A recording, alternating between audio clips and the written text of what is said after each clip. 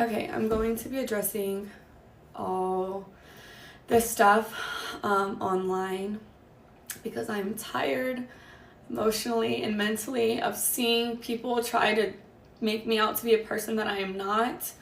But what's a testimony without a test of faith? So I'm going to start from the very beginning with this my type thing. I got permission from Travis to say these things because these are previously things I didn't want online.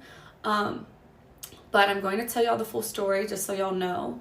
So Travis, when he first ever DM'd me, when we first met, I said I left him in my DM for 2 months, and people said, oh, she left him in his DM until she figured out who he was. That is not true at all. The real reason Travis sat in my DM for 2 months is because he DM'd me when he had a girlfriend, and her name was in his bio, so I instantly knew he had a partner. So I exited the message, and he sat there until he was single. I don't do home wrecking. I'm not a side piece. I don't stand for any of those things. I support women, so I would never do that to another woman because I would never want it done to me. So I ignored him until he was single. That's the real reason he sat in my DM. When I said he wasn't my type, he was in high school. I was in college. That's why he wasn't my type. He was young. That's why. He wasn't my type because he was still in high school. He was about to go to college, and I know how freshmen are. I know how athletes are. Is she trying to trick me? I could have swore this is her, both of them. She got like a Tesla robot twin or something. But which story is true? The first one or the one when you in trouble and you can't find a way out? Now you just gonna blame everything on Travis so far. That's what it seemed like. DM. Then the second thing, when I said he wasn't my type, I did not mean attractiveness. I don't have a physical type, period. No two men that I previously dated looked the same. My first one was a white cowboy. Second one was a Mexican soccer player. Then I dated a black man who was a SoundCloud rapper. And then Travis. So I have never dated the same type physically. I don't care about what people look like or what they can give me. I date people for who they are as a person, how they honor God, and how they treat the people around them. And Travis is all the above. So when I said he wasn't my type, I meant because he was younger than me. I had never dated no one younger than me, and he had cheated on his girlfriend. I don't know if your type is cheaters, but mine isn't.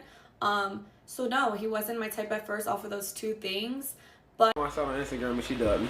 And I just didn't respond to him. He wasn't my type. I just didn't respond to him. He wasn't my type.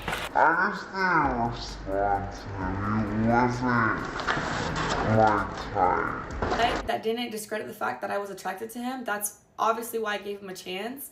And then I learned he truly is a phenomenal and wonderful human being, and that's why we're together, and that's why we're still together to this day. And then bird brain individuals are just accepting what they see online. Okay, now the last thing, this actual Heisman ceremony. This is making me so mad because anyone who knows me knows I support Travis in every win, everything he does, because I truly, truly love that man. He is perfect in my eyes.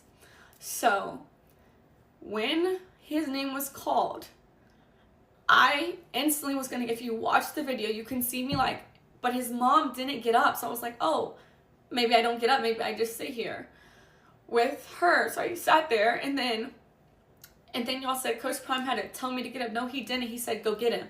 Go get your man. And once Travis stood up, but he didn't have to do that because I was going to do that anyways. As soon as I seen Travis get up, then I thought it was appropriate to stand up, greet him, congratulate him. But then there was a camera right in front of Coach Prime, and I knew they were going to film that moment. And because of how people are online, I was like, I don't want to be in that shot, so I'm going to sit down. So I try to sit down so I'm not in the camera while I'm crying. People are going to be like, oh, why is she crying? Stuff like that. And so I got out of the camera purposefully so they can have their moment. That's all it was. No one told me to stand up. No one had to tell me to celebrate with him. I was just sitting there crying. I wanted to take it in myself too. I was super excited for him. But I wanted the moment to be about him and his family. And that's another thing. People are like, why did he sit next to her? Why was his mom? We had assigned seats. We had assigned seats. I didn't have a choice where I sat. They are obviously going to put someone and their partner together. So I had the seat right next to him because that was my assigned seat. I didn't have a choice. And then the hugging thing. Travis came and hugged me because he just went down the line. I was first in line, then his mom, then Coach Prime.